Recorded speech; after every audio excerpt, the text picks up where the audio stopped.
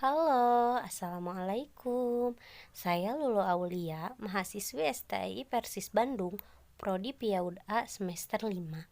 Di sini, saya akan bercerita tafsir Al-Quran Surat Al-Fajr untuk memenuhi salah satu tugas mata kuliah tafsir yang diampu oleh dosen Bunda Imas Karyamah SAG MPDI.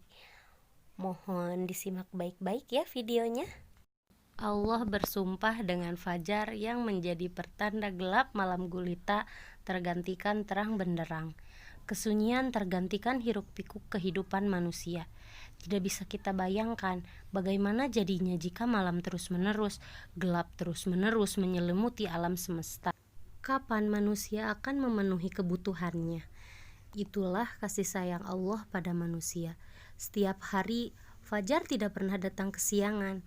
Ia senantiasa taat dan tidak pernah membangkang walaupun dia begitu besar lagi kuat.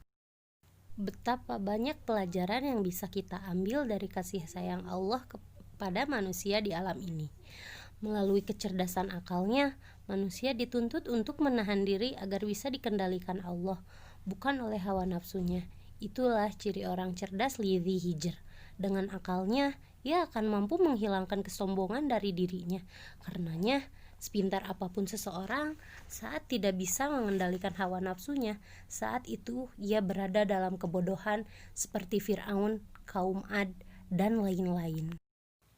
Oh ya, kecerdasan seseorang bukan diukur dari kemampuannya membangun gedung pencakar langit nan tinggi dengan berbagai peralatan teknologi yang tercanggih, membuat rumah di dinding batu, ataupun karena memiliki kekuasaan yang didukung bala tentara yang hebat. Jika kecerdasan itu diukur dari hal-hal semacam itu, maka kaum Ad, kaum Tsamud, dan Fir'aun, mereka itu termasuk orang-orang cerdas. Apa yang mereka miliki itu justru dipakai untuk menzolimi sesama manusia dan melakukan berbagai kerusakan di muka bumi. Itulah yang dilakukan kaum Ad, Tsamud, dan Fir'aun, sehingga mereka dianggap manusia-manusia tolol lagi bodoh, bahkan lebih bodoh dari binatang. Ingat, kecerdasan seseorang itu diukur atas dasar kemampuannya dalam mengendalikan hawa nafsu. Kemampuan mengendalikan hawa nafsu tersebut akan menjadi penyebab mereka mampu berjalan di muka bumi dengan baik. Ia akan berkasih sayang dengan sesama manusia dan seluruh makhluk Allah lainnya.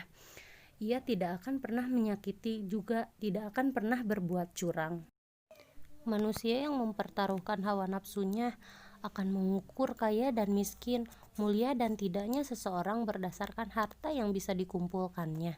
Karenanya, saat ia tidak memperoleh harta yang banyak, ia pun beranggapan bahwa Allah sedang menghinakan dirinya. Sementara pada saat Allah memberikan rezeki yang banyak, ia akan berkata, Allah sedang memuliakan dirinya. Oh ya, hina dan tidaknya seseorang dalam pandangan Allah itu bukan diukur dari kaya dan miskinnya, tetapi diukur berdasarkan sikap seseorang dalam menerima kekayaan dan kemiskinan. Jika si miskin sabar, ia akan menjadi mulia. Demikian halnya si kaya. Jika ia tidak sombong, ia pun akan mulia. Dengan demikian, kemuliaan seseorang itu diukur berdasarkan kesabaran dan ketawaduan dirinya, bukan berdasarkan harta dan kedudukannya. Ingatlah, seberapa banyak pun harta yang bisa dikumpulkan, harta itu tidak akan bisa menyelamatkan kita saat bumi diguncangkan seguncang-guncangnya. Pada saat itu, kita akan berlari meninggalkan harta yang banyak itu. Kita sama sekali tidak akan mempedulikan harta kekayaan yang sudah lama dikumpulkan. Demikian pula harta, ia pun tidak akan peduli pada kita.